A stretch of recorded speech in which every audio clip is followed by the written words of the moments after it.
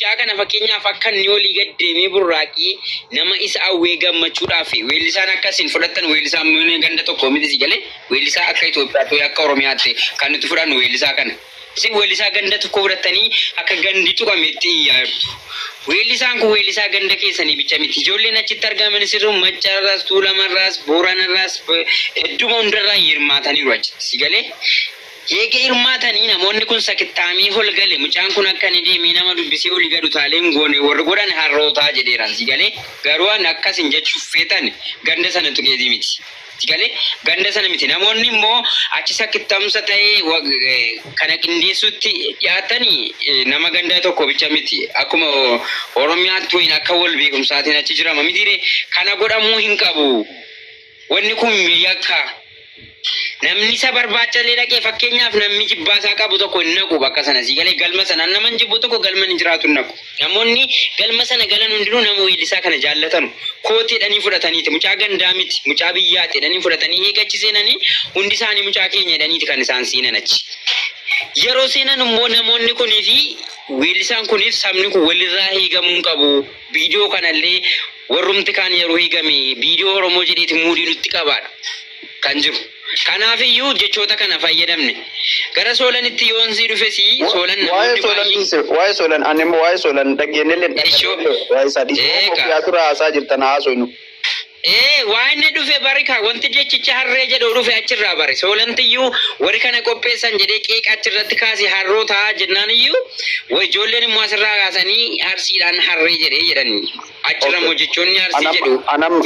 Yoo geeffate please yoo geeffate. Egaa siin fixa jechoota sanarraa fudhanneetiyyuu nuti namoota warra sana qindeesse an keessattuu yoo dhageessite ta'e dhiira achi jiran shamarraa walirraa eeganii ijoolleen akka waliin hin taphanne jedheera kana jechoonni jechuudha usii galeef. Kanaafuu miira keessaa bayi sagantaan yeroo baramu qoosaa yeroo wal kolfisiisaa fakkeenyaaf bakkalchis yeroo dhiyootti akka Dubaay nufuu eegumsa akka nu guutanu anis immoo nan dhufaa naannoo Urjii Khaliifaa daawwachuu konsertii sin qabna anaafis illee gaardii akkanaa qopheessitanu asumaanini hima Zuleekaan jedhamtu obboleettiin keenya silaas turte isinillee karaa dheeraa deemtee maallaqa guddaa baastee weellisaa sanaan utuu waliin arginnattee galtee dubbistee suuraa wajjin kaatee taphachuudhaaf hawwii guddaa qabdi mucaadhuma godhe ganna keessaniiti garuu akkan argamne gootanii sagalee shamarran baay'ee affantanii waan gootanii fi yoo korii sana keessa jiraatte akka Oromiyaattis akka sabaattis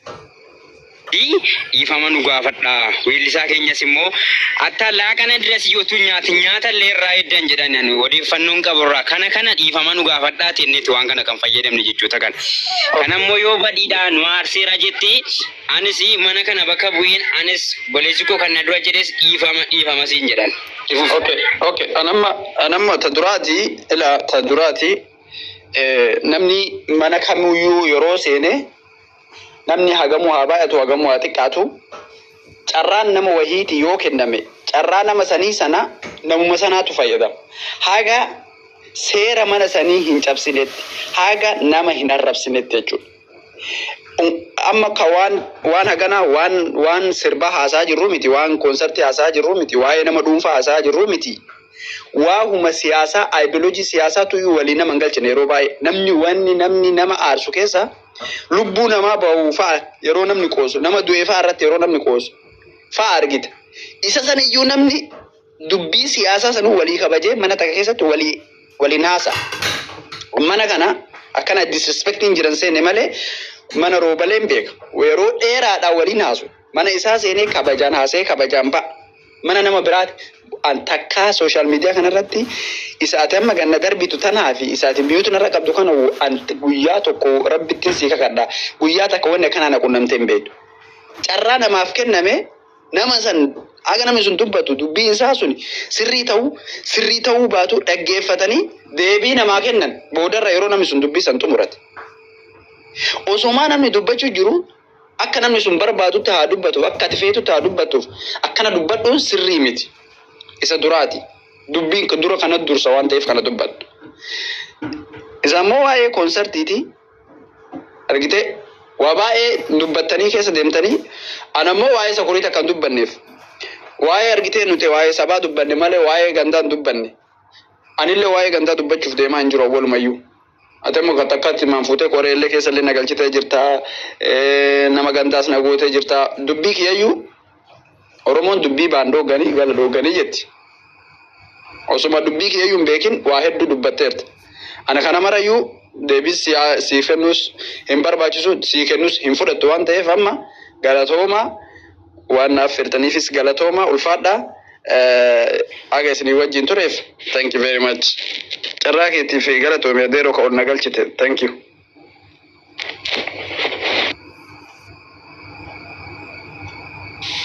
Agawani tu bachung gargar ka jennun kana fi nori bagana ga nokte naga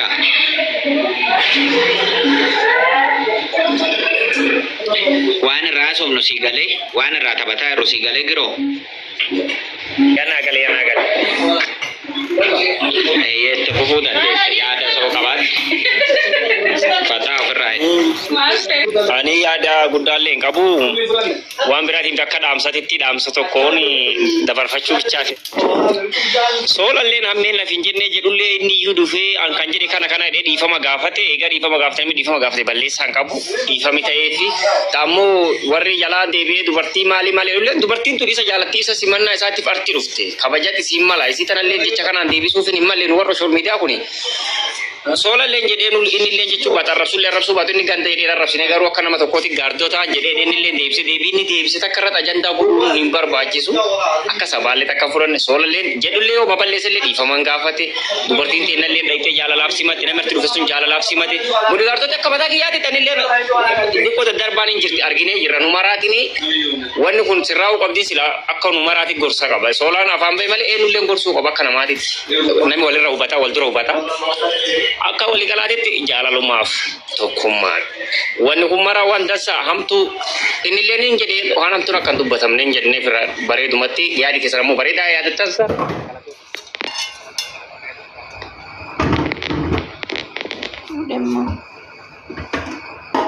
ye tumuratte mo turki gech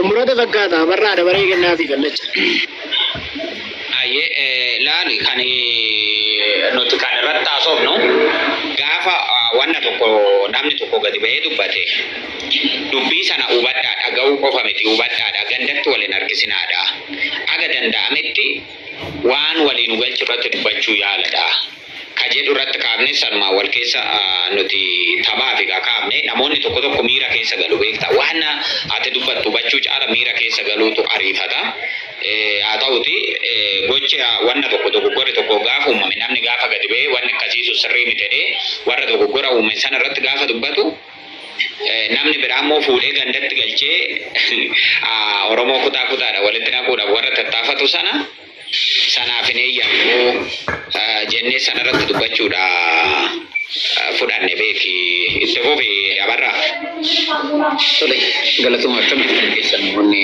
as gubbaarra jirtani ani firumsa mucaa baaftanii fi sola mucaa jedhamu kan argeetan as keessa seene jalqabarratti tiiktokiin kun kan roobaleeti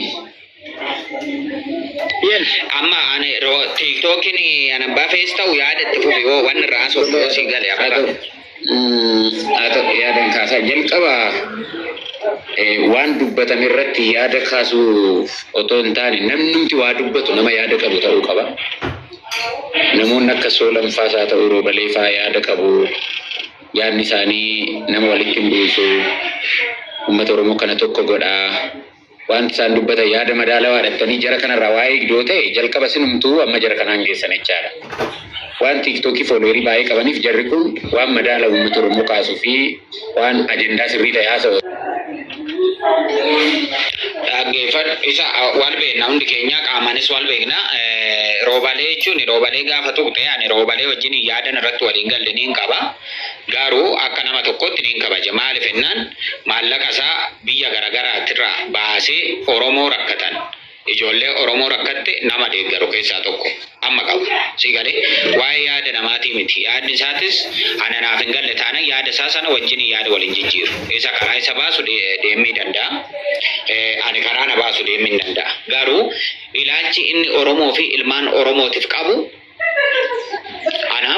waan gaariidha. Maaliif ennaan Oromoon kutaa kamiitu gaafa rakkatan waan qabuun akka ormaa bashannanee dhufee qaama biyya bulchuutti hirkatee yookiiniif immoo deeggaree maallaqa biyya ormaa keessa hojjetatu gamoo tokko ijaarratee ittiin jiraachuu dadhabee miti namni kun wallaales miti. Garuu wannan hojjedhurraa Oromoon kamuu maaliif rakkataa? Rakkatuun qabudee kutaa 11 Oromoon bakka kanaatti rakkate gaafa jedhamu nama waan dafqee argatu irraa baasee Oromoo hunda deeggaru eenyu kan kana godhe hundiyyuu wal beeknaa jechuudha biyya kana keessatti. Sana irraa dubbachuuf fedhu sagantaa isaa miti waan ta'eef. Siigalee wanni jalqaba atumtiyyuu nama yaada gaarii hin qabdu nama walitti buusta jechuun keetu yaada gaarii dhabuudha. Maaliif ennaan yoo danda'ame nama kana ofitti fuutee yaadan qabattee jaalalaan qabattee gorsitee yoo yaada gaarii qabaatte ofitti fudhachuu dandeessa. Laal ani waan hunda dubbachuun fedhu san keessallee hin jiru. Xiqqaate waggoota lakkoofsiseeraan waan akkasii sana keessa dubbachuu erga dhiise. Sanaaf abarraa wanni ani siin jedhu beekumsa hin qabanii hubannoo hin qabaniidhaan dura hubannoo qabda taanan qeeqa akkasii miti. Ofitti fuutee jaalalaan ofitti qabdee jaalala Oromummaa kaleessa warra keenya qaban warra kana koottadhaa ilaalcha kanatu waliif nu galcha. Kanatu walitti nu buusa koottaa walii gallattee ofitti qabuu danda'uudha qabaatta. Anarra nama maallaqa isaa dafqa isaa baasee ijoollee Oromoo gara garaatti rakkattu. Nama guyyaadhaa guyyaatti qarshii 20,000 50,000 baasee deeggaraa oolu qeequudhaaf gahee hin qabu haa ta'u wal qeequudhaaf yoo ta'e dhiifama waan tokko dabala maal ta'e beektaati. Namoonni amma waan akkanii baanu warroota miira keessa jiran malee warroota karaa nuti deemnu isaaniif hin galle si galee. Isamma waa'ee dubartoota wal qabatee ilaaluu kaasne irratti wayi. Ani sitti maadhiis keessanis sitti maa asirratti dubbachuu waan hin barbaadneefini waan baay'ee waan sitti bujira. Ani warroota miira keessa galuu barbaadanii miira keessa hin galinaan jedhani. Qaama wal beeknaa nama sadarkaa du'aatti irree dabarsee nu laachaa ture sana hundarraa dubbachuun barbaadu ani keessan immoo yoos barbaachise siinimaa warra akkasii wajjiniin niin beeka simboo ani waa'ee isaa dhiis inni tokko tokkoon dhiiga isarra jiru odoonaan sinitti lakkaawwamee dhumu garuu qarruu waan dubbiseefinan akka dubbatu fedhe malee an akka as keessatti dubbatu fedhu. Maal profaayil qaamanin beekaa barani dhiigni nama meeqa akka irreeru galmeedhaan hin qaba gandoota garaagaraatirraa. Simboo profaayilii miti bakka inni irra jirus bakka inni kaleessa tures gandoota inni keessa deemee dhiigni namaa irraa lakkaawwamu kiyya dabalatee jechuudha. Irra jira sanaaf ani beeketiniin Oromummaa tuna keessa iraafin kabajee dubbadda malee miira keessan gala beeki gaafa inni ol seenu siigalee waan hin beekuufin qarru na of qalchee walirree beektee ani waan hin hojiisaa beekuufin. Aniif inni ilaalchi keenya akkuma ati beektu kallacha garaagaraa. Ani qaamaan hin beeku garuu nama kana maal akka inni hojjechaa jiru aniif ati hin beekna. Beekuman warraa fudhachuuf ol galche akka sanan turre. Yaada maal asirratti maal dubbata waan jiru barbaade malee akka inni roobalee fi soolaan qeequ hin barbaanne boota roobalee fi soolaan ooluudhaaf xiqqoo itti hafaa barraayi akka kanatti naasa'amu silaa beekta. Yeroo tokko waa walirraa fudhannaa laata inni gaafa teenyee wajjin haasa'uu barbaannu akka kanatti gadi bu'amee haasa'ama kunoo innati bakkee kalee jirus bakkee har'a jirus sanuma yoo dhugaa dubbanne jechuudha. Abarraa akka kanatti naasa'amu haadhoo koo dhiifama. Sila haasaa jedhuraa hoo beekna. Ati ergannaanan ol si galchee dhiifama kallacha kanumaaf ol seensise ooyee. Ayyee rakkoon hin jirtu ulfaadhu faali maaliif jennaan jalqabni beeka ani roobaleen beekaa miti jechuudhaaf yoon beekumsaa roobalee caalee qarruun beekaa miti jechuun gootiin dura yoon jalqaba akka oromummaatitti qarruu ofitti fuudhee ilaalcha kiyya dhaalchisuuf ilaalcha kiyyaan amansiisee wajjiniin akka hojjennuuf yaalii godhee ilaalcha kiyya sanaan walii galuu baannee gargar baane akka obbolummaatti gargar baane dhimma waliin galle irratti bira kunnee dabarra. Siigalee yoon ani dhugaa qabadhee deeme gaafa dhugaa sii galte dhufta yoo ati dhugaa qabattee deemte immoo gaafa dhugaa naa galte dhufa sana keessa miti garaagartee keenya sana dhiibnee kunnee bira dabarra. Waa waliin nu galchuu irratti walii gallee waa wajjin taphachuu irratti qabnu wajjin taphanna. Siigalee amma roobaleeni ilaalchi inni qabu karaa biraati. Kanan ani qabu immoo karaa biraa gargar jechuudha. Waliin dugdaa fi dugdi gaafa walitti garagare ijji lamaa wal argiti akkasi. Garuu roobalee niin kabaja. Maaliif hin kabaja? Akka nama tokkootti har'a diyaaspooraan walii galee achi taa'ee Finfinnee keessatti gamoo G+4 G+5 aga G+10 ijaarratee nama jiraachuu danda'u. Garuu guyyaa guyyaadhaan argaatii oolla. Oromoo rakkate ijoollee barnoota dadhabde meeqa nama deeggaraa oolu. Siigalee namni kuni ani nabirattis nama isa qeequs hin eeyyamu qeequs hin fedhu waan irratti waliin galle san kunnee wal bira dabarraa jechuudha. Dhimma wal biraan qabu. Siigalee akka Oromootitti immoo Oromummaa inni Oromoo ilaalcha Oromummaadhaaf qabu ilmaan Oromoo gaafa rakkattu kan inni mirmatuuf sanarratti walii gallaa niin deeggaraa ni jajjabeessaa.